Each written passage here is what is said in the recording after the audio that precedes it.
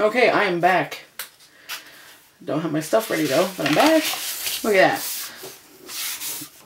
So, the last one, number 6. And this one here, I saved this paper for last because I think it is absolutely adorable. It's incredibly retro. I love retro. I love the bright colors. I don't know, maybe I was a hippie in my past life. Who knows, but I love this paper. I couldn't figure out what I was going to do with it or anything like that. Didn't have any idea, and then it hit me. I'm going to do a retro layout, a simple color block layout. The pictures I'm using are these 2 pictures here. These are from when we were working on the backyard project in building this deck. This was this time last year. This is when this was happening. Yeah, we bought our house and there's this little shed here. And my honey and I decided we wanted to put a deck out here and a pool here. And well, my honey and my dad decided that they were going to play in the pool and the deck. And we ended up with a deck that's like 36 feet going this way and 19 feet going this way. And it is gigantic and took up almost all my backyard. And right here is the hole for the pool that sits there now. So yeah, this was like, took us almost 2 months and beyond a couple $1,000s, and now we have the perfect backyard. And there was a ton of people that helped us. In this picture here, we've got my friend Chris and my sister and my honey there. And then just Chris and my honey in this one. But as you can see from the 15 billion soda cans and McDonald's cups, and there was a ton of people there all the time working. I mean, my mom, my dad, my sister, my boyfriend, my best friend, her husband Chris. I mean, my little sister and her boyfriend and my older sister. There was just tons of people there at all times working all spring to get this done. So I want to make sure I have a scrapbook page of that. So what we're going to do for this is we use 2 pieces of cardstock for this one. We use this reddish brownish color and then the teal. And at first I just had it with this and it was so-so, but it looks plain, and I didn't want to add flowers because it's a flower background and it's, you know, so I'm like, you know what, we're going to double mat it. But instead of having everything all nice, excuse me, nice and even and just uniform, I don't like that. I'm not a normal type person. So what we're going to do is we're going to offset these. I don't know if you can even tell what I'm doing, but I'm pushing it up all the way to this corner, so there's a nice big gap here. And then I'm going to push the white one, excuse me, all the way down to this corner here. And so there's a nice big space here on this color. And the reason I'm doing this is because in retro design, or what I would consider retro, I mean, I could be wrong on what it's called. There's always like, there's circles that overlap circles, but they're never like stacked perfectly. They're always like off kilter and wonky and trippy and all crazy. So that's what we're going to do here. There's not going to be any flowers, no embellishments, just the matting and the photos because I want to keep it simple. So we're going to go ahead and start putting it together. We'll put, and I decided on 2 journaling spots so I can add the dates to each of these photos because this photo here, this photo was from one weekend, this was from another. And if I remember correctly, when this was happening, we ended up having to stop for a couple days because it was like 95 degrees out, 100% humidity. It was hot. Like we were burning through cases upon cases of water and it was just terrible. So we just decided to take a break or 2 days to rest and everything like that, and then we got going again. We're using our glue roller from Dollar General again to put these together.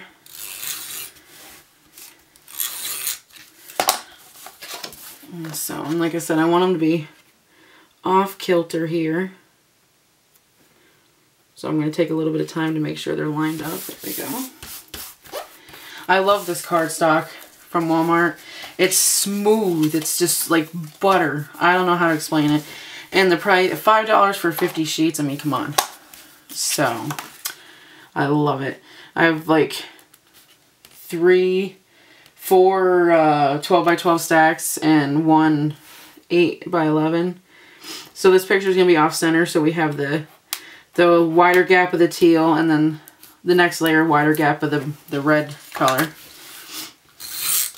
So we'll go ahead and put our picture down. I think I'm going to spend some time over the next couple of days organizing all my stamps because I have so many stamps. Oops. Oh well.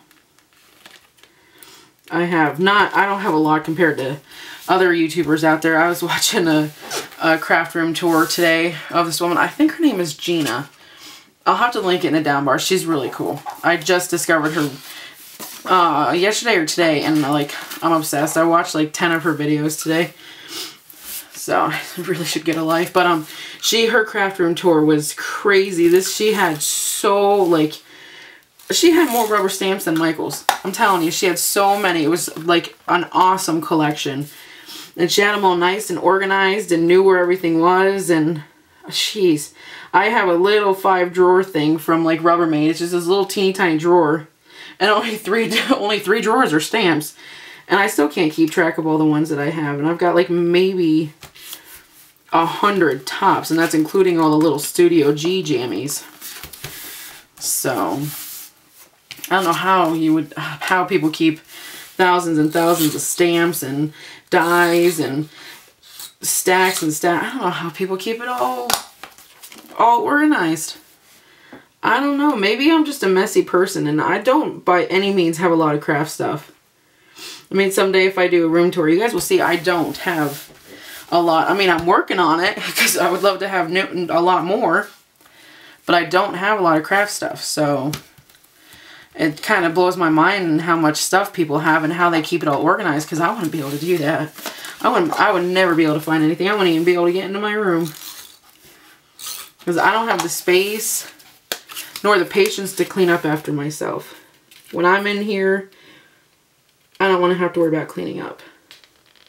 For so long, I crafted and sewed at my dining room table. So now that I have space of my own, I don't really clean up after myself until I'm done with an entire project. And then I clean up just because I want to clear out space for the next mess. So I don't have a whole terrible lot of workspace. I mean, it's pretty decent size. My dad put a countertop in here for me. Neil, my boyfriend, made the frame for it, and my dad put a countertop down. So I have more space than what a lot of people have, so I'm fortunate there. But it still doesn't change the fact that I'm in a walk-in closet off of the master bedroom of my house. So it's not a lot of space. And we didn't need it for clothes because we don't have a lot of clothing. Neil and I, we don't. We just have the basics. We're not like real big into clothing shopping. So we didn't need the walk-in closet for clothes. We have dressers for that, so it became a craft room. So here's the final layout. Just like this. I'm going back and forth between whether I want to turn them up like that. Yeah, I think I'm gonna. Yeah. So let's go ahead and put these down.